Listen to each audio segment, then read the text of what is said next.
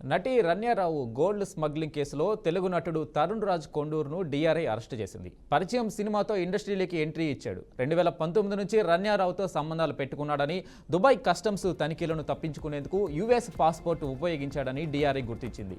తరుణ్ రాజ్తో కలిసి పలుమార్లు దుబాయ్ వెళ్లి యుఎస్ పాస్పోర్ట్ ఉపయోగించి బంగారం తరలించినట్లు తెలిపారు. ఇంకా స్మగ్లింగ్ కేసులో తరుణ్ రాజ్ను డీఆర్ఐ టీం విచారిస్తుంది.